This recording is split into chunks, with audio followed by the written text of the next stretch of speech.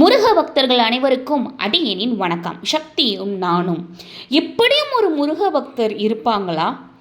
இப்போ நான் சொல்ல போகிற வரிகள் யாருக்கு சொந்தமான வரிகள், அவருடைய பெயர் என்ன அப்படிங்கிறது உங்களுக்கு தெரிஞ்சால் கமெண்ட் பண்ணுங்க, பார்க்கலாம்.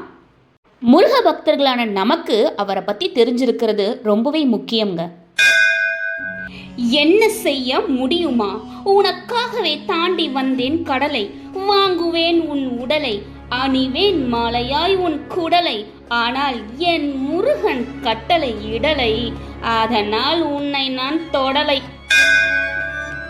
உன்னை வெல்லவோ கொல்லவோ குமரன் தேவையில்லை, நான் என் சொல்லினாலேயே கொன்று விடுவேன். ஆனால் அது வேலவனின் வேலுக்கு பெருமை இல்லையே என்று உன்னை மன்னித்தேன், போ. வரத்தை பெற்ற பின் உன் தரத்தில் நீ தாழ்ந்து விட்டாய் என்றுதான் 12 கரத்தோடு 6 முகத்தை படைத்திருக்கிறான் பரமன் என்பதை அறிந்தாயா நீ? அவனை யார் என்று கேட்கிறாய்?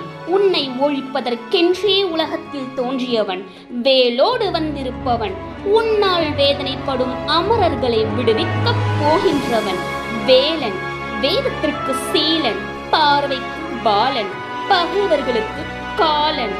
எத்தனை பெயர்கள் தெரியுமா அவனுக்கு?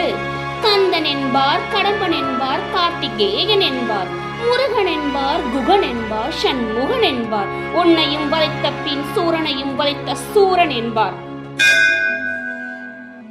என் மனதை தொட்ட இந்த வரிகள் கண்டிப்பாக உங்கள் மனதையும் தொடுங்கிறது என்னுடைய நம்பிக்கை. இது யாருடைய வரிகள் சொல்லிட்டு உங்களுக்கு தெரிஞ்சால் கமெண்ட் பண்ணுங்கள். இந்த பதிவை முழுசாக பார்த்தவங்க அனைவருக்கும் நன்றி. சப்ஸ்கிரைப் பண்ணாதவங்க சப்ஸ்கிரைப் பண்ணிக்கோங்க. சப்ஸ்கிரைப் பண்ணவங்க அனைவருக்கும் மிக்க நன்றி. ஓம் முருகா.